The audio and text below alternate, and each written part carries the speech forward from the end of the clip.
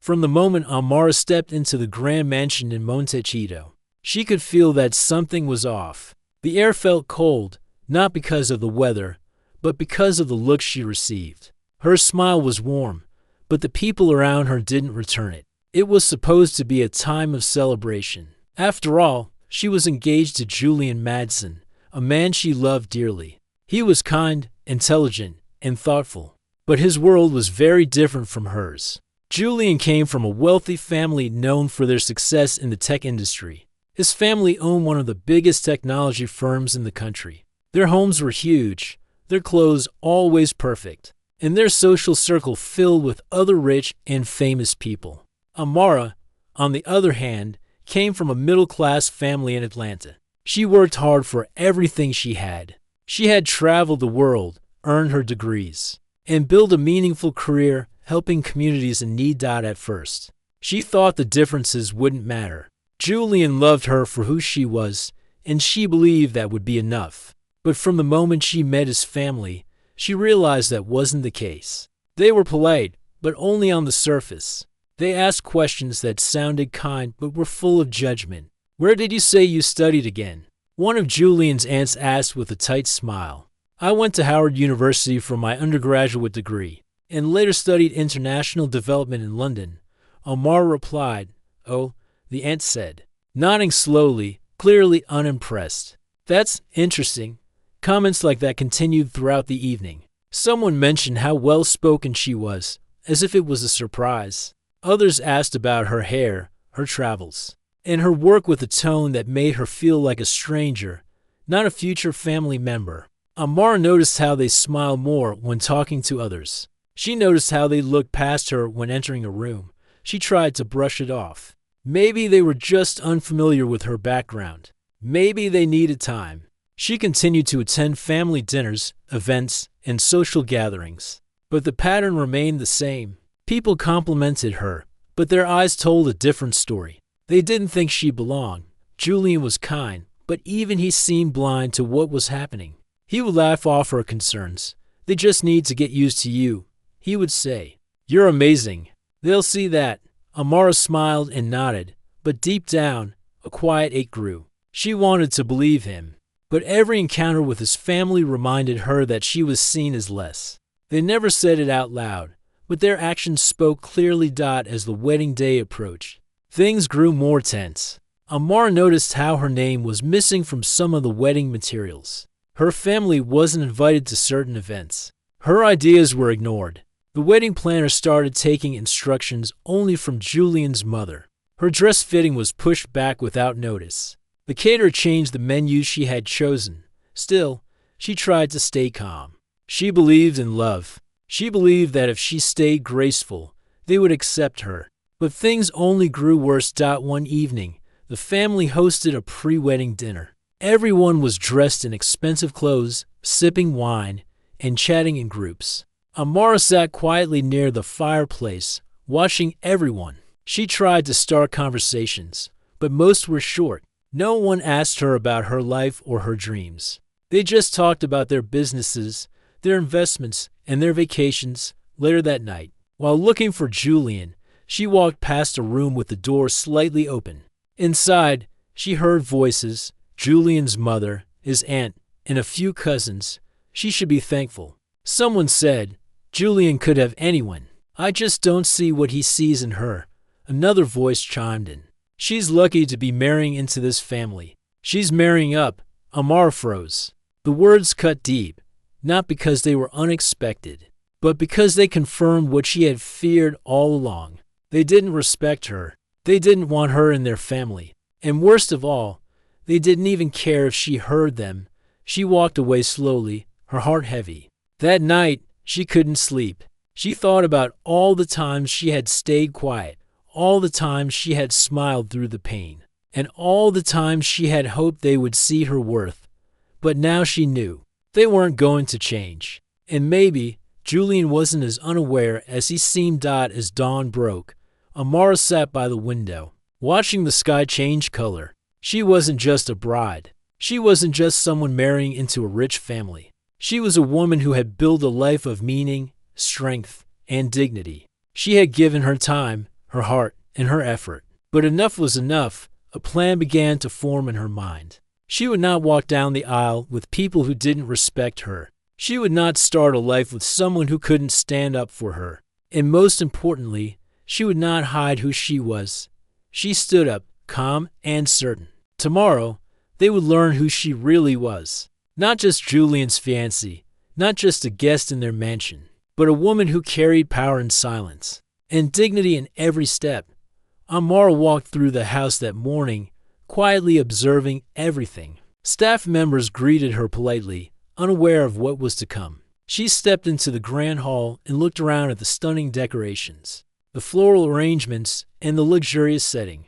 Everything looked perfect from the outside, but she knew the truth underneath it. She thought about her parents back in Atlanta. They had raised her with love and discipline. Her father had taught her the value of hard work, and her mother had taught her to never let others define her worth. She missed them. She wished they were here, but she also knew that this moment had to be hers alone. She went back to her room, sat at the edge of the bed, and took a deep breath. Then she opened her laptop and began writing. Her fingers moved quickly over the keys as she typed a letter. Not an angry one, but a clear, honest message. She explained what she had experienced, how she had felt, and why she had made her decision. After finishing the letter, she printed it and placed it in an envelope. She then picked up her phone and called her driver to come early. She packed her small suitcase, changed into her simple but elegant travel clothes, and looked at herself in the mirror. She didn't see a broken heart. She didn't see sadness. She saw a woman who had taken control of her life. She smiled softly, not because everything was easy, but because she knew she had chosen herself. With the letter in hand and her head held high, she left the room and walked down the hallway one last time. No one noticed her as she exited the house. The sun was rising, painting the sky with soft orange and pink colors. The breeze was gentle, and the road ahead was clear. Amara climbed into the car and gave the driver a quiet nod. As they pulled away, she looked back at the mansion for a moment. Then she looked forward, ready for the new beginning she was about to create. The letter she left behind would speak for her, and the strength she showed in walking away would echo far beyond the wedding that never happened. From the moment the sun rose on what was supposed to be her wedding day, Amara knew it was not going to be like others had planned. There were no butterflies in her stomach, no nervous smiles, and no excited whispers with bridesmaids. Instead, there was peace. A calm strength settled in her heart as she watched the golden light peek through the window. She had already made her decision. She would not be walking down the aisle. The gown hanging near the closet would not be worn. The ring on her finger would be returned. Today would not be a beginning with Julian. It would be a beginning with herself. She dressed simply and neatly. A soft beige blouse and trousers that felt both comfortable and powerful. Her hair was tied back neatly. She looked at herself in the mirror and saw someone she deeply respected. A woman who had loved with her whole heart, but who now chose dignity over approval. She picked up the letter she had written the night before. It was placed in a cream-colored envelope with Julian's name written neatly on the front. The words inside were honest and gentle. She hadn't written with anger. She had written with truth. She explained how she had felt unseen, unheard, and unwelcomed. She expressed her disappointment in not just the family, but in Julian's silence through it all. She ended the letter with hope, not for a wedding, but for understanding and growth.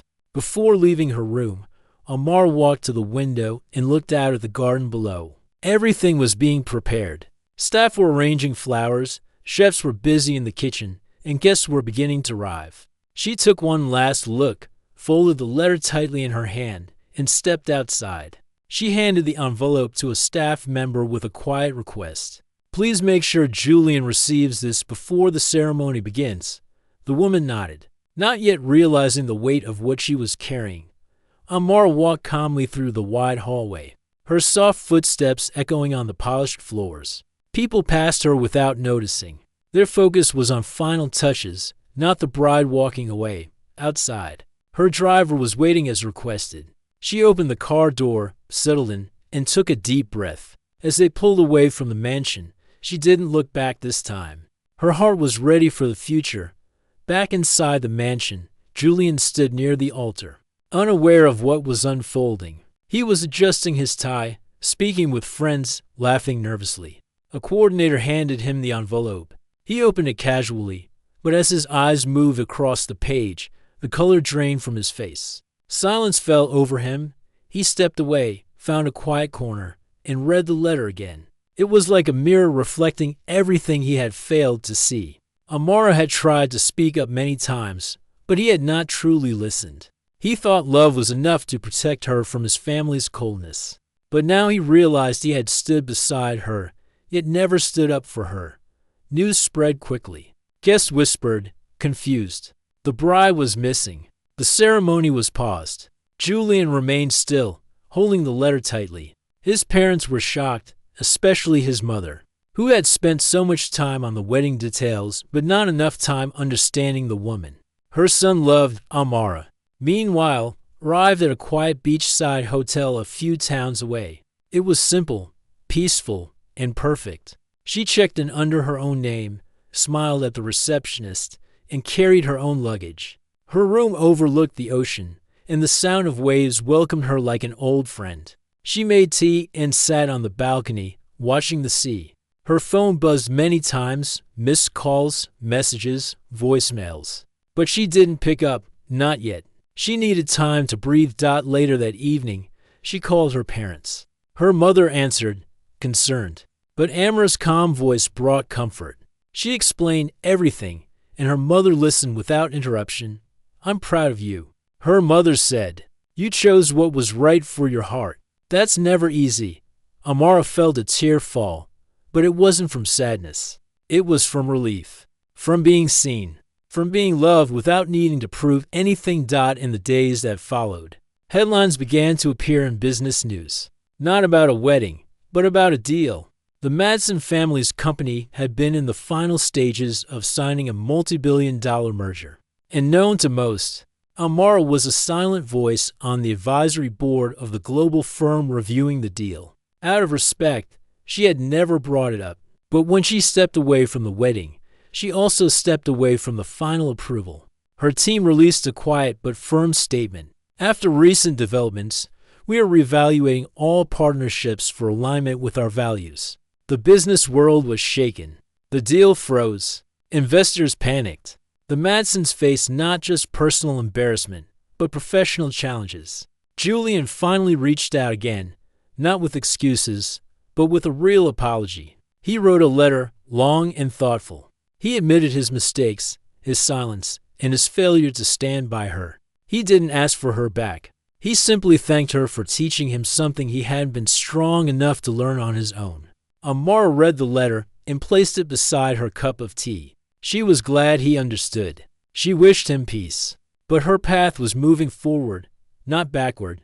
She continued her work with communities. She traveled to new places, met new people, and poured her energy into projects that brought change. Every now and then, someone would recognize her from the news. But she always smiled politely and shifted the topic, because to her, the story wasn't about walking away from a wedding or stopping a big deal. It was about standing up for herself, even when it was hard. It was about knowing her worth, even when others couldn't see it. She didn't need a wedding to feel complete.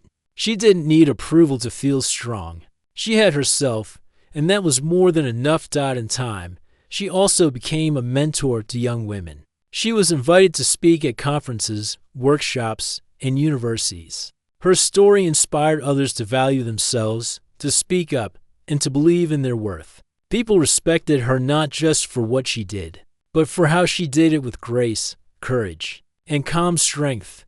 She published a book sharing her journey, filled with stories of resilience, lessons on self-respect, and the importance of choosing what feels right. The book became a quiet success, passed between friends, recommended in book clubs, and read by those who needed hope. Years later, when someone asked her to share advice for young women trying to find their place in the world, she said this: never forget who you are. No matter where you are or who stands around you, your value doesn't change. Walk with kindness, but also with courage. And when the time comes, Don't be afraid to choose yourself.